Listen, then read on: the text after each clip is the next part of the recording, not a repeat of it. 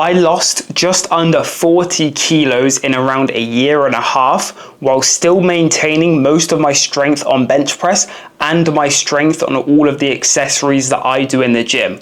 And in this video, I'm going to be showing you guys how you can do the same. So the first and the most important part about losing weight and maintaining strength is going to be the diet. But there are many misconceptions when it comes to how much of certain macros and food you should be eating when cutting.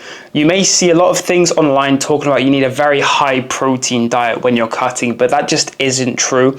You don't really need excessive protein when you're in a dieting phase. If anything, if you do that, you're going to get decreased performance.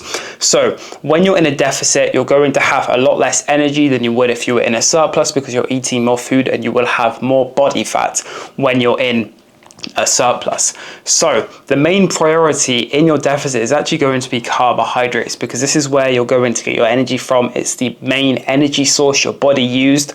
So you really want to focus on carbohydrates. So when it comes to a split of macros to have, I would say 0.8 grams of protein to 1 gram per pound you weigh. For fats, I would stick around 0.3 per pound you weigh, and that's grams. You could get up to 0.5, but there isn't really a need to. Keep your protein and fats at a minimum, and then really just eat carbs for the rest of that so you can maintain as much energy as you possibly can. And then one last thing to add on, which goes into diet, is going to be your carbohydrate timing. I would say before you train, have 1 gram per kilo you weigh, and per gram you want to wait a minute before you train. So if you have 60 grams and you're 60 kilos, wait an hour, 80 minutes, so on and so forth like that. And you want to have most of your carbohydrates around your training window, so pre and post. But make sure if you are having like a bunch of complex carbs pre-training, you have them really early in the morning and you don't train until 4 to 5 hours after, and you have some simple and fast digesting carbs before. And then when you go after the gym into your post-workout meal, you want to have a mix of simple and complex carbohydrates to replenish your glycogen stores. And now the next part is going to be your programming. Now, you might see people sometimes stop pushing as hard when they're cutting, or lowering down training dose or anything like that for whatever reason. Do not do that. Keep everything the same. You want to prioritize high intensity while training so you can maintain and build muscle while you're in a deficit, because a lot of the time when people actually lose a significant amount of strength in a cut, it's because they aren't training hard enough, they aren't training properly, so they're losing muscle, and the more muscle you lose, the weaker you're going to get. But if you're able to maintain that muscle mass by really pushing your accessories hard and taking them close to or to failure, then you're going to be maintaining that muscle or building muscle, which is going to minimize your strength loss. So really prioritize your accessories even more in the cut than you would normally. But I would still recommend to prioritize your accessories even if you're maintaining or gaining weight.